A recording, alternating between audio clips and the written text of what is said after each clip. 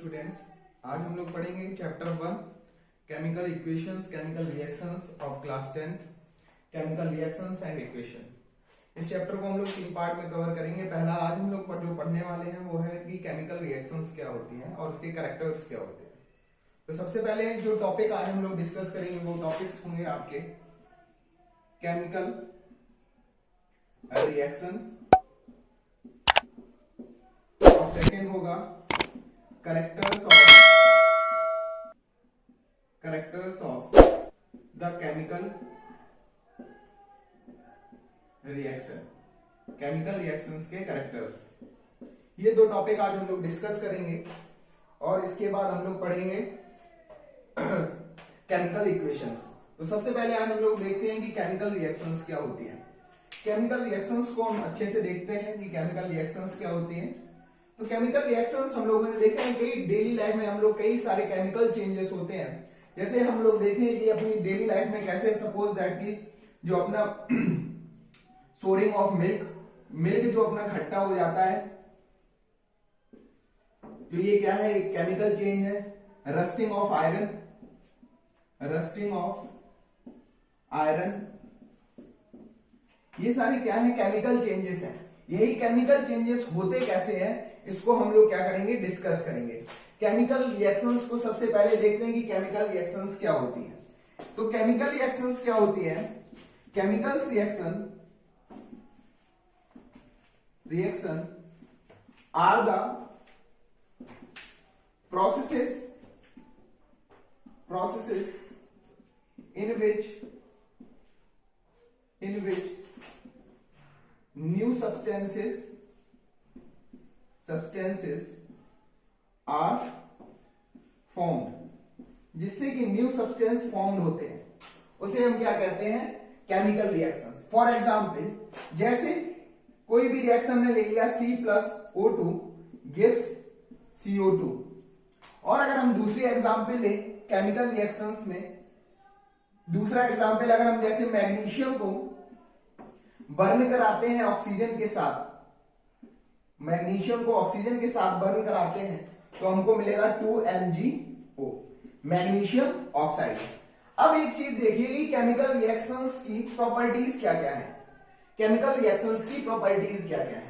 Chemicals अगर देखो, chemical reactions जब होंगी तो इसकी प्रॉपर्टीज क्या है कि जो आपके नए बॉन्ड हैं, जो आपके ओल्ड बॉन्ड हैं, वो क्या करते हैं, न्यू बॉन्ड फॉर्म हो जाते हैं। फॉर एग्जांपल, जो Mg के दो मैग्नीशियम के और ऑक्सीजन के एटम्स हैं वो क्या करेंगे, ब्रेक हो जाएंगे और क्या करेंगे, नए बॉन्ड बना लेंगे और नया कंपाउंड बना लेते हैं। तो हम क्या कह सकते हैं, old bonds are break and new bonds are formed। New bonds formed हो जाते हैं और ओल्ड बॉन्ड टूट जाते हैं। और दूसरी प्रॉपर्टी क्या है कि जो प्रॉपर्टीज आपकी रिएक्टिंग स्पीसीज, ये जो क्या है, ये है आपके रिएक्टिंग स्पीसीज और रिएक्टिंग एटम्स और एटम, इसकी जो प्रॉपर्टी होगी वो डिफरेंट होगी as compared to magnesium oxide product से। तो हम कह सकते हैं the properties of reacting species are entirely different from those of new substance formed। तो जो इसकी मैग्नीशियम की और ऑक्सीजन की प्रॉपर्टी है वो डिफरेंट होगी मैग्नीशियम ऑक्साइड की। तो मतलब मैग्नीशियम यहां पे मेटल है, ये नॉन मेटल है, इन दोनों की प्रॉपर्टीज क्या है, डिफरेंट है, बट जो आपका प्रोडक्ट होगा वो बिल्कुल ही डिफरेंट है। मतलब ऐसा है कि मैग्नीशियम और ऑक्सीजन का ही सिर्फ नहीं है, इसमें प्रॉपर्टीज जो मैग्नीशियम और ऑक्सीजन की है वो बिल्कुल डिफरेंट है as compared to magnesium oxide. तो ये होती है केमिकल रिएक्शन। केमिकल रिएक्शंस क्या होती है, जब कोई न्यू ओल्ड स्पीसीज, दो स्पीसीज रिएक्टिंग स्पीसीज क्या करती हैं, रिएक्ट करती हैं और नया कंपाउंड बनाते हैं, उसे हम क्या कहते हैं, केमिकल रिएक्शंस। और हम कह सकते हैं कि केमिकल रिएक्शंस में और क्या होता है, chemical changes, chemical changes are involve. Chemical reactions क्या होती हैं, केमिकल चेंजेस इन्वॉल्व रहते हैं, इसे हम कहते हैं क्या, chemical reaction. Chemical reactions are the process in which new substance are form, जिसमें क्या होते हैं, न्यू सब्सटेंस को फॉर्म किया जाता है, तो इसे हम केमिकल रिएक्शंस कहते हैं। अब केमिकल रिएक्शंस में दो चीजें होती हैं, एक होता है रिएक्टेंट और दूसरा होता है प्रोडक्ट। रिएक्टेंट और प्रोडक्ट क्या होते हैं, तो सबसे पहले इसको नोट डाउन कर लीजिए, इसको रफ करते हैं, आगे पढ़ते हैं फिर।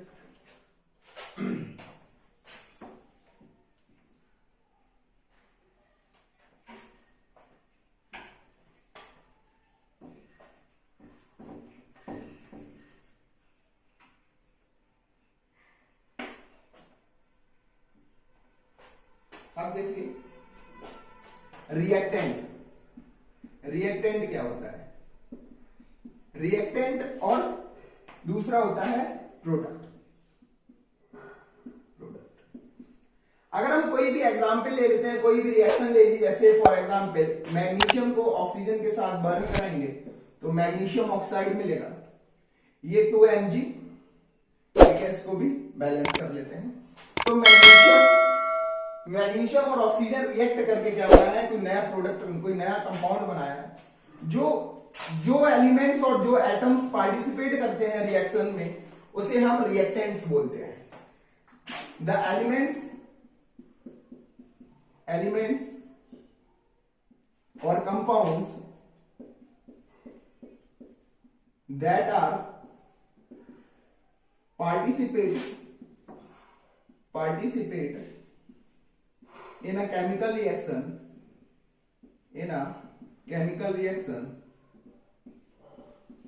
called reactant, उसे हम क्या बोलते हैं, रिएक्टेंट बोलते हैं। जो रिएक्टेंट, ये आपके जो पार्टिसिपेट करते हैं रिएक्शन में, केमिकल रिएक्शन में जो भी कंपाउंड, एलिमेंट्स और एटम्स पार्टिसिपेट करते हैं, उसे हम क्या कहते हैं, रिएक्टेंट कहते हैं। और रिएक्टेंट ऑलवेज प्रेजेंट होंगे आपके left hand side, always present in the left hand side. कहां पे होंगे, हमेशा लेफ्ट हैंड साइड में। और जो आपके प्रोडक्ट्स होंगे, प्रोडक्ट क्या होते हैं, the compound that are formed by reacting compounds, जो रिएक्टिंग कंपाउंड से बनता है, और हम कह सकते हैं new form compound. New formed compound को हम लोग कहते हैं प्रोडक्ट।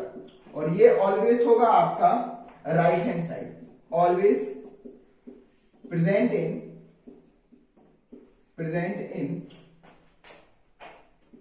राइट हैंड साइड, हमेशा राइट हैंड साइड में होगा। तो ये होते हैं आपकी केमिकल रिएक्शन। केमिकल रिएक्शन में रिएक्टेंट होता है और प्रोडक्ट होता है। जो रिएक्टेंट बेटा होता है वो आपका लेफ्ट हैंड साइड होता है, जो प्रोडक्ट होता है वो होता है आपका राइट हैंड साइड।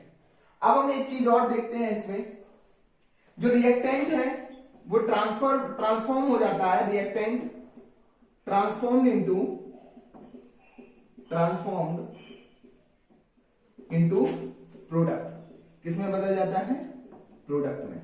और ये जो एरो लगा होता है, इससे डिनोट करते हैं कि रिएक्शन की डायरेक्शन।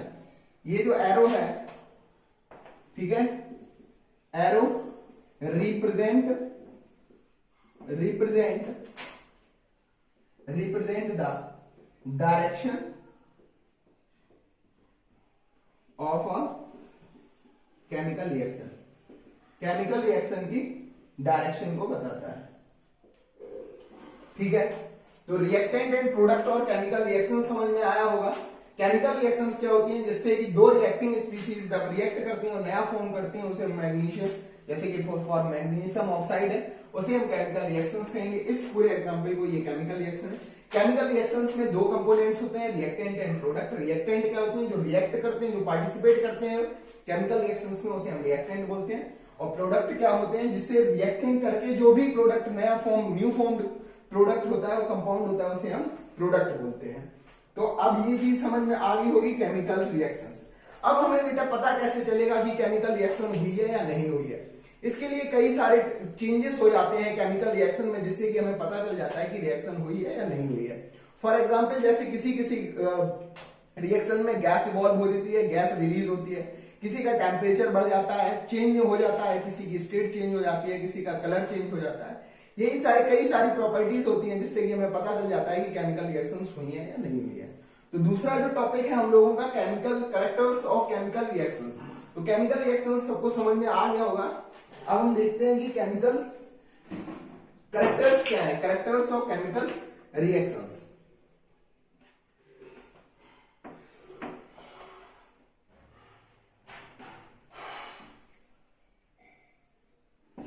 सबसे पहले हम लोग डिस्कस करेंगे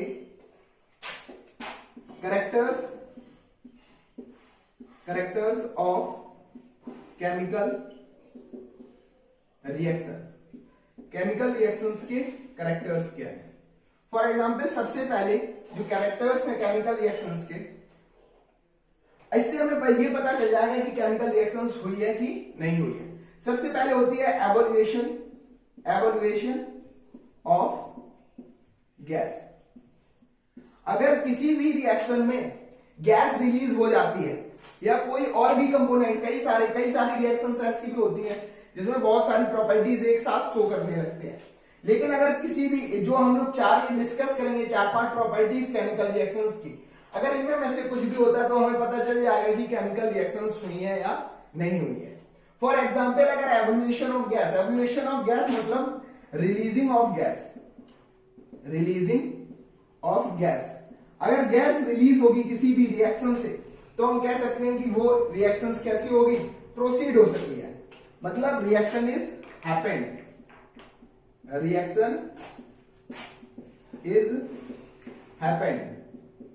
रिएक्शन हुई होगी तो क्या हो सकता है, सबसे पहले evolution of gas. For example अगर हम एग्जांपल लेते हैं, जैसे जिंक का अगर हम रिएक्शन करवाते हैं डाइल्यूट H2SO4 के साथ, तो इसमें हमें जो मिलेगा जिंक सल्फेट ZnSO4 और प्लस में हमें हाइड्रोजन गैस मिलेगी।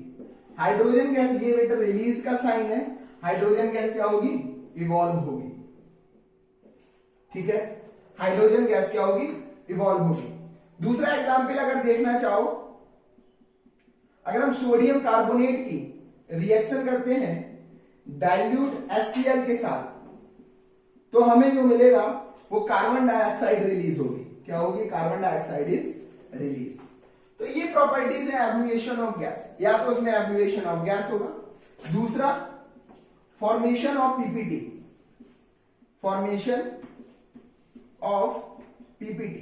पीपीटी मतलब प्रेसिपिटेट, या तो उसमें क्या हो जाएगा, फॉर्मेशन प्रेसिपिटेट हो जाएगा। फॉर एग्जांपल अगर प्रेसिपिटेट फॉर्म होगा, जैसे फॉर एग्जांपल अगर हम कोई रिएक्शंस लेते हैं, एग्जांपल में पोटेशियम आयोडाइड की रिएक्शन अगर हम लेड नाइट्रेट के साथ करते हैं, तो हमें जो मिलेगा वो लेड आयोडाइड मिलेगा, और ये लेड आयोडाइड आपका पीपीटी होगा, येलो कलर, येलो पीपीटी होगा आपका। तो ये होती है formation of PPT. Formation of PPT क्या होती है, जब KI जैसे कि कोई भी कंपाउंड रिएक्ट करता है किसी स्पीस के साथ, किसी भी कंपाउंड के साथ, किसी भी एटम के साथ, अगर वो लेड जब ये पीपीटी बना लेता है, प्रेसिपिटेट बना लेता है, तो हमें पता चल जाएगा कि रिएक्शन हुई है। तो कैरेक्टर्स क्या है केमिकल रिएक्शंस के, एवोल्यूशन ऑफ गैस, और दूसरा क्या है, फॉर्मेशन ऑफ पीपीटी। अब हम दूसरा देखते हैं, अगर किसी भी रिएक्शन में टेम्परेचर भी इंक्रीज हो सकता है, टेम्परेचर बढ़ जाता है, तो हम कह सकते हैं कि इंक्रीज इन द टेम्परेचर, और हम कह सकते हैं क्या, इंक्रीज इन द टेम्परेचर। और दूसरा है change in state and colour. अगर कलर में चेंजमेंट होगा तो भी हमें पता चल जाएगा कि केमिकल रिएक्शन हुई है। ठीक है, तो दूसरी जो प्रॉपर्टी है, if chemical reaction is happen, तो तीसरी जो प्रॉपर्टी है rise in temperature, rise in temperature और इंक्रीज इन टेम्परेचर, कुछ भी समझ लेना, इंक्रीज इन टेम्परेचर। अगर टेम्परेचर में चेंजमेंट होता है तो भी हमें पता चल जाएगा कि केमिकल रिएक्शन हैपन हुई है। ये इसके कैरेक्टर्स हैं। फॉर एग्जांपल, अगर हम कैल्शियम ऑक्साइड को वाटर के साथ रिएक्ट करवाते हैं तो हमें कैल्शियम हाइड्रोक्साइड मिलेगा, कैल्शियम हाइड्रोक्साइड, और प्लस में हीट निकलेगी।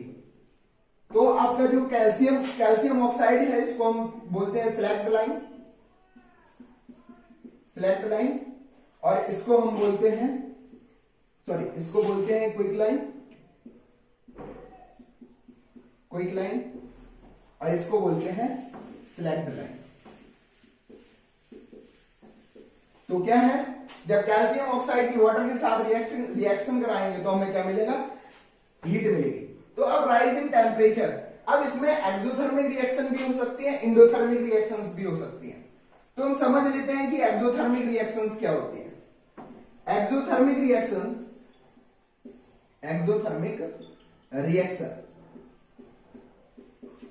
these are the reaction in which heat is released, जिसमें हीट रिलीज होती है उसे हम क्या बोलते हैं, एक्सोथर्मिक रिएक्शन। ठीक है, और दूसरी जो है, अगर इसका एग्जांपल एक्सोथर्मिक रिएक्शंस का देखना चाहो तो केमिकल, इसको उतार लीजिए, फिर हम इसको देखते हैं कि एक्सोथर्मिक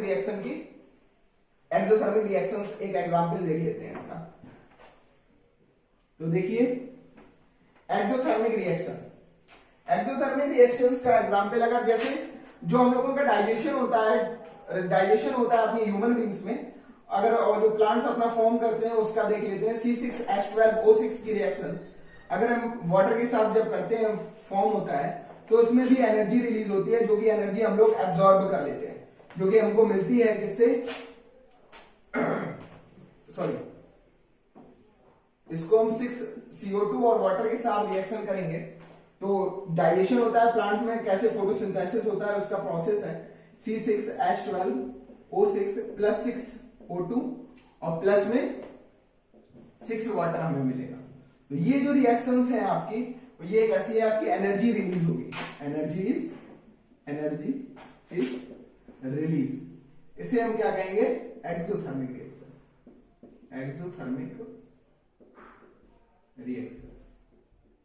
इसे हम एक्सोथर्मिक रिएक्शन। अब इंडोथर्मिक रिएक्शन क्या होती है, इंडोथर्मिक रिएक्शन में द रिएक्शन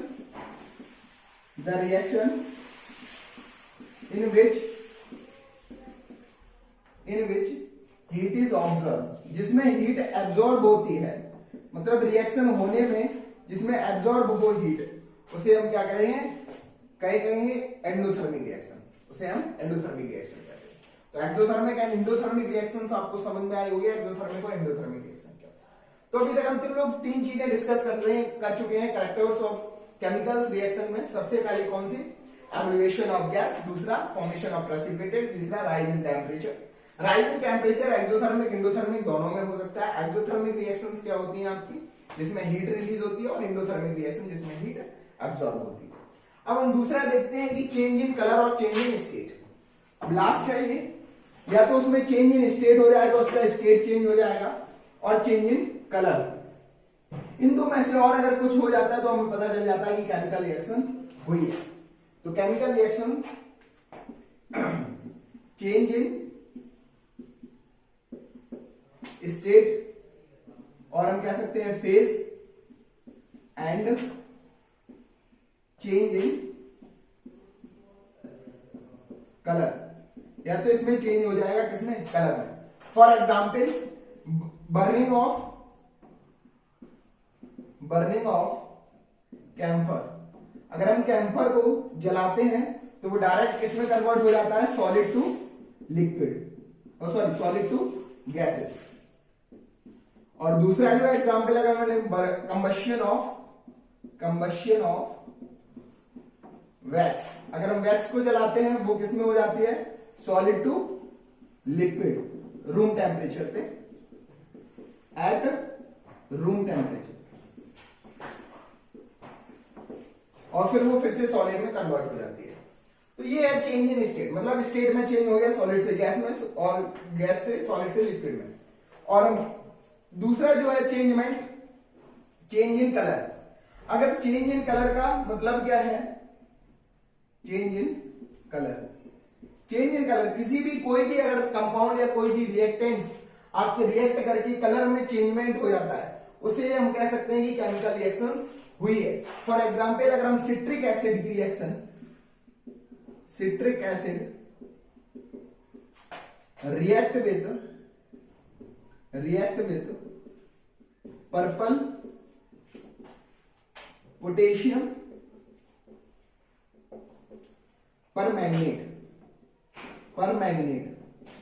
परमैंगनेट के साथ अगर रिएक्शन करते हैं तो इट चेंज टू कलरलेस। वो कैसी हो जाती है, कलरलेस। मतलब जो पर्पल कलर है वो चेंज हो जाता है पर्पल इंटू में कलरलेस हो जाता है, कलरलेस। तो ये प्रॉपर्टीज हैं, ये कैरेक्टर्स हैं किसके, केमिकल रिएक्शंस के। तो केमिकल रिएक्शंस में अगर कुछ भी चेंजेस होते हैं, अगर कोई भी चेंजेस होते हैं तो उसमें कुछ चीजें चेंज हो जाती हैं। फॉर एग्जांपल या तो उसमें गैस इवॉल्व होगी, या उसका टेम्परेचर इंक्रीज हो जाएगा, या फॉर्म कर लेगा, प्रेसिपिटेट फॉर्म कर लेगा, या चेंज इन उसके स्टेट में चेंजमेंट हो सकता है, या उसके कलर में चेंजमेंट हो सकता है। तो ये सारी केमिकल रिएक्शंस की प्रॉपर्टीज हैं। तो आज हम लोगों ने केमिकल रिएक्शंस को पूरा कंप्लीट कर लिया है। इसको एक बार क्विक रिव्यू करते हैं इसका कि हम लोगों ने क्या क्या इसमें पढ़ रखा है। तो केमिकल रिएक्शंस आई होप सबको समझ में आ गया होगा कि केमिकल रिएक्शंस होती क्या है। तो केमिकल रिएक्शंस में और दूसरी चीज समझो, केमिकल रिएक्शंस के कैरेक्टर्स जनरली जल्दी से डिस्कस कर लेते हैं। केमिकल रिएक्शन के जो कैरेक्टर्स हैं वो कौन कौन से थे, सबकी हमने एग्जांपल्स भी देख लिए थे। Evolution of gas, formation of PPT, formation of PPT. तीसरा आपका है चेंज इन कलर और स्टेट, चेंज इन स्टेट और कलर। चौथा जो